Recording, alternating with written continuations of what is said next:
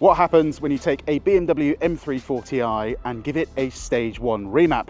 Well, today we are going to find out. But not only that, we're going to do a 0 to 60, a 30 to 70, see what MPG a remapped M340i does, and of course, have some fun. Because my name's Tom, and you are watching Paragon Cars. Let's go.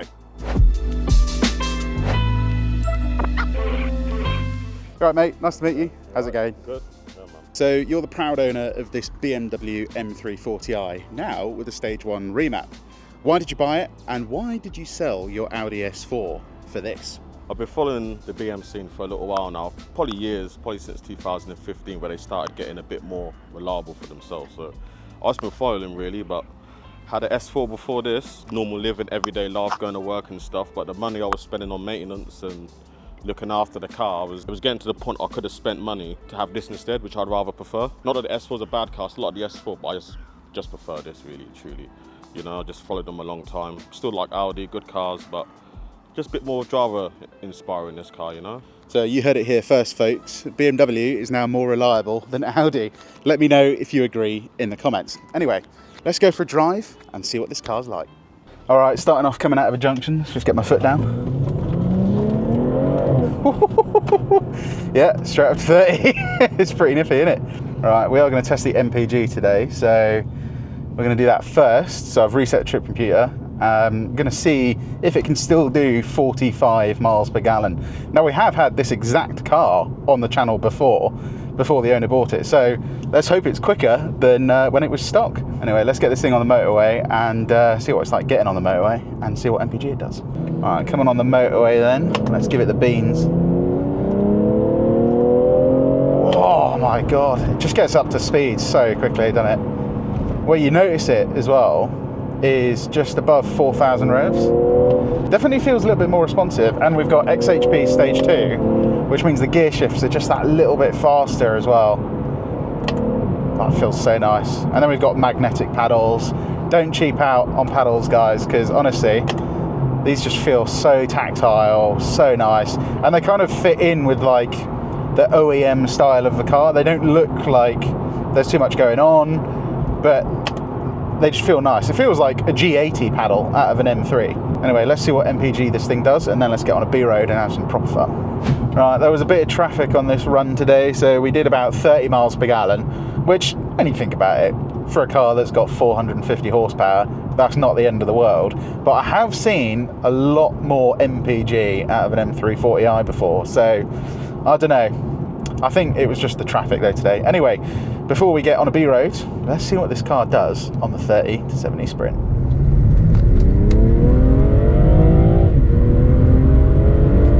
To 70, we managed 3.52 seconds, which, yes, is faster than a stock car and fundamentally very, very fast, but it's not 450 horsepower fast. It's about the same as a BMW M4, but remember, this car has xDrive, so it doesn't have any problems with traction at all, and fundamentally it's only 0.3 seconds quicker than the stock car, so it feels like the car's holding me back a bit, but I'm just not sure why. Nevertheless, still a very fast time. Right, B-road driving. Let's give it some. Brakes, these haven't been changed over the OEM ones, but don't need to do anything to them because they feel so nice. Got a nice quiet roundabout today. This chassis, do you know what? It's still one of my favourite chassis, this thing, because you can just give it some coming out of corners. This car just absolutely flies. Oh, fun's over in 3 seconds. Story of my life. Yeah, this chassis is just so capable, man. I mean, you get, with the stock car, the chassis feels more capable than the powertrain does. Now, it just feels like it's been opened up. It's like when you remap a Golf R, you're kind of just opening up what the car is really capable of.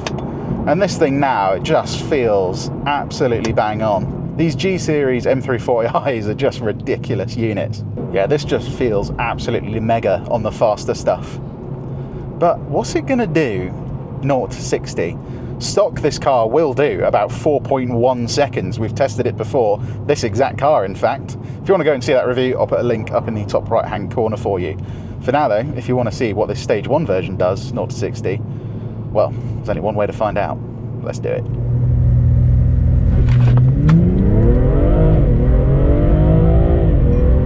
0 to 60 then, we absolutely smashed the stock time. We've done 3.7 seconds, which is a lot quicker than a stock M340i. Although, having said that, I thought it would be faster still. I thought we were going to get about 3.5 seconds out of this thing. Nevertheless, still very fast. On the 30 to 70 time earlier, I think I was just being held back a bit by the ECU for some reason. Why? I just don't know. Right, so it's definitely faster than a stock car, but it's more like stage plus than stage 1, I'd say. But I think down here is where I'm really going to feel the difference. The handling of this thing is just so nice. I mean, just coming around corners. Now I've just got a little bit more power. I can steer with the rear end of the car a little bit more now. And coming over bumps like that still feels really settled. The brakes still hold up really well. And the thing is, when you come into corners like this, downshift into second gear, and then you just gun it, don't really get much oversteer, but the car rotates so nicely that it just feels like I'm working with it all the time. Right, next question though, can we hit 60 before the corner? Let's go. I think the answer is going to be yes, and yes, yes it is. I think that's one of the fastest times we've done. Oh, this car just feels so nice, honestly. The amount of cars I've driven and reviewed, the M340i still has that spot of the best daily driver, and with a stage 1 remap, it's just improved. It's just better in every conceivable way. The handling is so competent, but now I can come around corners and I can just rotate the rear end of the car, and it just feels nice, but it's so predictable. That's the thing. It doesn't scare you at all. But then this is the thing about the M340. Put the gearbox back into drive, you go back into comfort, turn the traction back on, and it just goes back into this really serene, comfortable luxury car. And the thing is, with all-wheel drive as well, it's just better than the previous generation version.